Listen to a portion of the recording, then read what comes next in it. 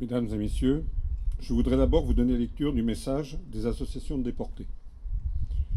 La journée nationale du souvenir des victimes et des héros de la déportation, instaurée par la loi de 1954, est l'occasion d'évoquer la mémoire de tous ceux, femmes, hommes et enfants, envoyés par milliers pendant la Seconde Guerre mondiale dans des camps de concentration ou d'extermination nazis qui ont souillé et durablement meurtri les peuples et les territoires occupés en Europe.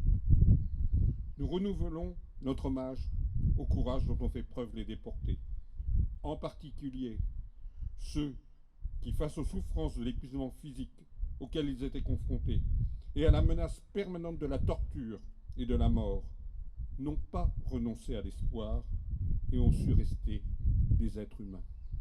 Ils ont ainsi eu ces difficultés extrêmes, la volonté de poursuivre dans l'union et la solidarité la lutte clandestine contre l'idéologie et les objectifs de guerre de l'ennemi. Les déportés, derniers rescapés de l'horreur indicible de la barbarie nazie, expriment leur légitime inquiétude à l'égard d'une Europe aujourd'hui divisée, traversée et habitée par la résurgence de mouvements nationalistes.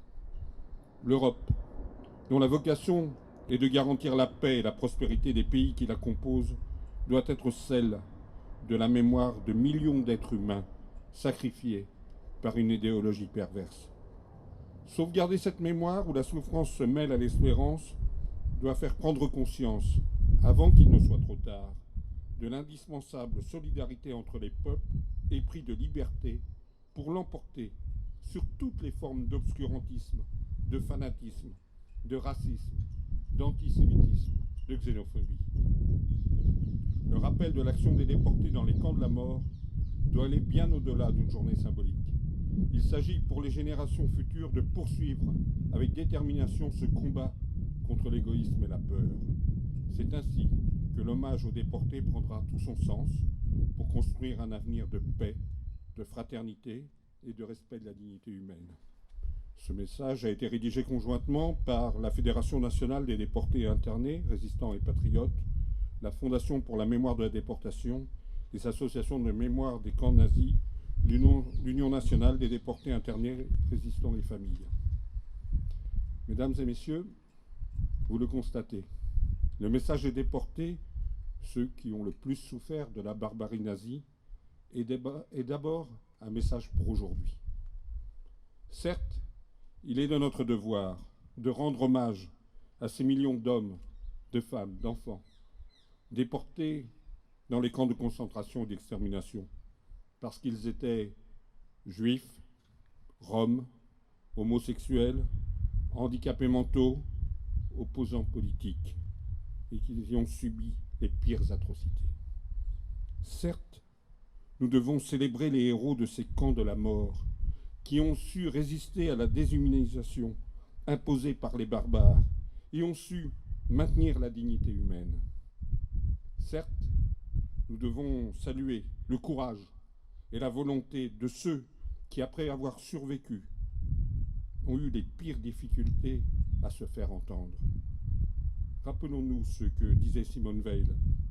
Nous étions seuls, enfermés dans notre solitude, d'autant plus que ce que nous avions vécu, personne ne voulait le savoir. Ce que nous avions raconté, personne ne voulait en partager le fardeau. Dans l'Europe libérée du nazisme, qui se souciait vraiment des survivants juifs d'Auschwitz? Nous n'étions pas des résistants, nous n'étions pas des combattants. Pourtant, certains étaient de vrais héros. Et pour l'histoire qui commençait déjà à s'écrire, pour la mémoire blessée qui se forgeait ses premiers mythes réparateurs, nous étions des témoins indésirables. Alors, oui, d'abord, nous devons ne pas oublier et rendre hommage. Mais les associations de déportés nous disent aussi leur inquiétude. Et comment ne le seraient-elles pas inquiètes quand les faits de racisme et d'antisémitisme se multiplient et prennent des formes de plus en plus violentes dans notre pays? N'a-t-on pas entendu Robert Badinter ces derniers jours s'émouvoir et déclarer On a pensé que la bête était gavée de sang avec les 6 millions de morts en Europe, femmes, enfants, vieillards, hommes, génocidés par Hitler. Pas du tout. Elle renaît. Le racisme et l'antisémitisme ont produit un grand nombre des plus grandes catastrophes qui ont touché l'humanité. Et ils continuent pourtant à ravager le monde et sévissent encore en Europe et en France. On le sait pourtant, le mot race n'a aucune réalité. C'est un fantasme qui a beaucoup servi pour construire des idéologies identitaires, nationalistes, qui sont de véritables escroqueries intellectuelles porteuses de mort. Impossible de vivre en paix, en sécurité, dans une société rongée par le racisme. Quand on commence à percevoir l'autre d'abord comme différent, comme concurrent, à discriminer, mépriser et exclure, vient le temps de la destruction des règles communes et l'instauration de la loi du plus fort. Le racisme et l'antisémitisme ordinaire, ceux que l'on entend de la bouche d'un parent, d'un voisin, d'un collègue, qui prendra bien soin d'ajouter qu'il n'est pas raciste, mais que ces gens-là, quand même, seraient mieux chez eux, ce racisme ordinaire porte en lui-même les douleurs quotidiennes de nombre de nos concitoyens ainsi discriminés et les ferments des plus grandes tragédies. C'est un véritable virus dont on doit impérativement arrêter la propagation. Pour l'éradiquer, le remède le plus sûr est l'éducation. Comme le recommande Robert Badinter, c'est à chacun de faire défense dans l'âme des enfants et de s'opposer de toutes ses forces à ce poison, cette infamie et à bien des égards, cette haineuse connerie, le racisme.